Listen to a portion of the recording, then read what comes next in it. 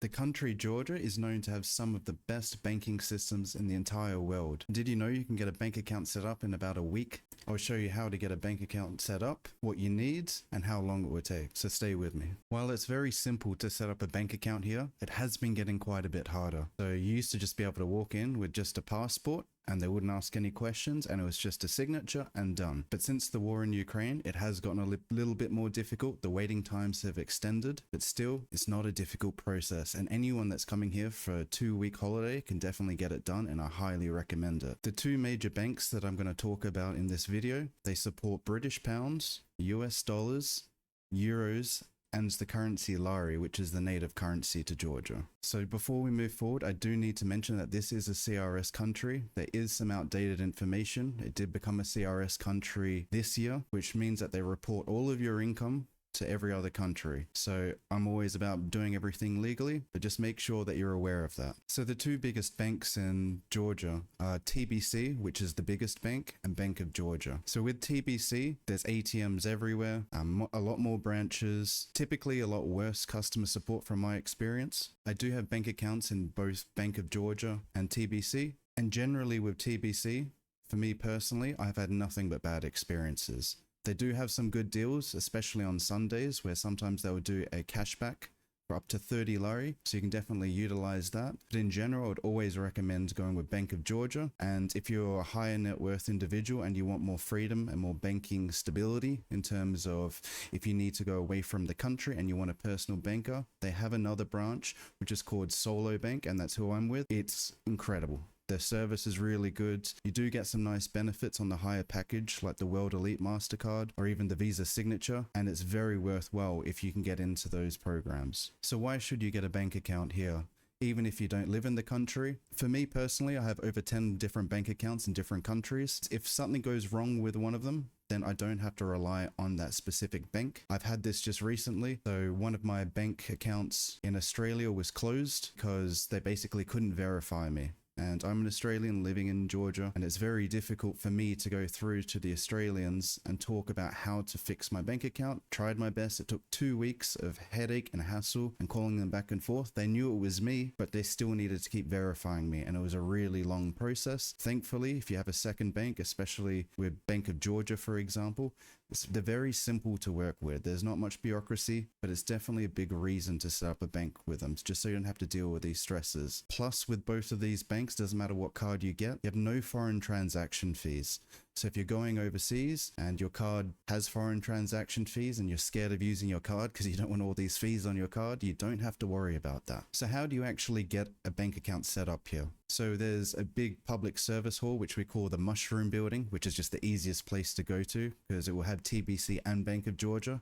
It will be the busiest. And essentially all you want to do is you just walk straight up to, there'll be a front desk, and you'll probably not know exactly what to do. Just speak to the person. They'll all speak English in there, and then just ask them that you want to set up a bank account. And the only thing you need to bring is a passport.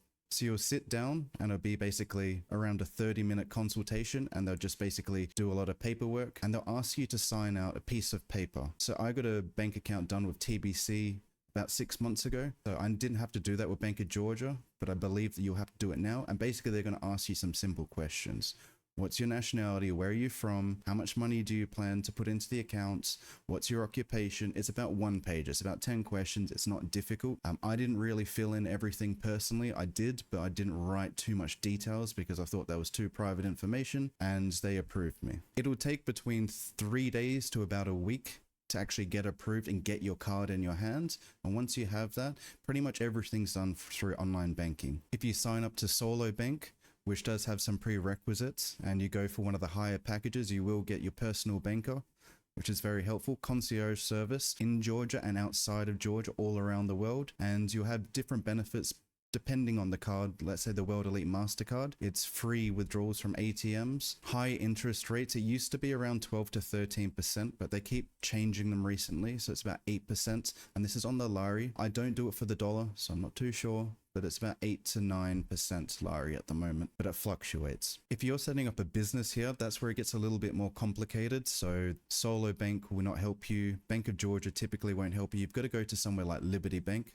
That's a big one that people use. And then you'll have to go through the process there. So the whole business system is a lot more complicated than just obviously just creating a individual bank account. I won't get into that here because that's not the purpose of this video, but just be prepared that there's going to be monthly taxes on that. You're gonna have to find a good accountant, and it's very important that you do here because service isn't the best thing in this country. So you're gonna have to spend a bit of extra time and a bit more money to make sure you get a good accountant if you're going down that business route with a bank. So if you're wondering about if the bank accounts here are crypto friendly, it is a crypto friendly country. You walk down the road, you'll see Bitcoin ATMs there. You'll go to the airport. When I first arrived at the airport here, about 3 years ago, there was crypto advertisements all over the airport. You'll see them everywhere. So there's no issue with that. Of course, if you're trying to withdraw maybe $10 million or around that much, they're going to ask questions, but a couple of $1 million, they're not going to really bother you too much.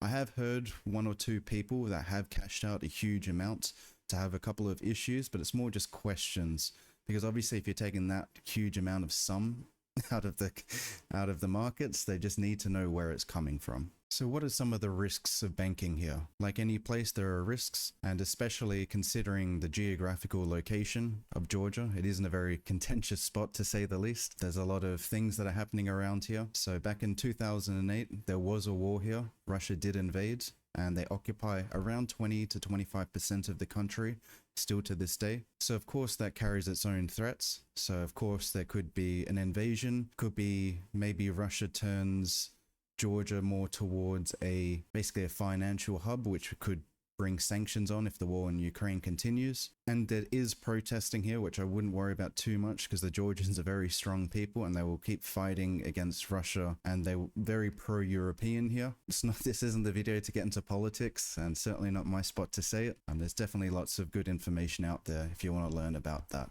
But there's definitely some of the biggest risks. So should you bank here? That's the big question. For me, completely yes. So both banks are definitely a good choice. I personally prefer Bank of Georgia. I know most people prefer TBC. That's just not my experience. And I have seen other YouTubers talk about Bank of Georgia being better because that's originally when I came here, I asked the question. There was very limited resources. But you definitely should. You've got 4 different currencies.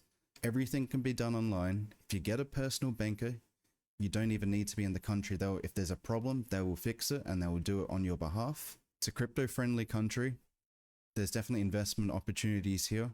So there's a lot of growth at the moment. Has slowed down since a lot of the Russians that came here after the war have moved on to other countries, especially in Europe. But you just don't have to deal with the headaches. Like if you're going to Switzerland, right? They're going to ask you a lot of questions.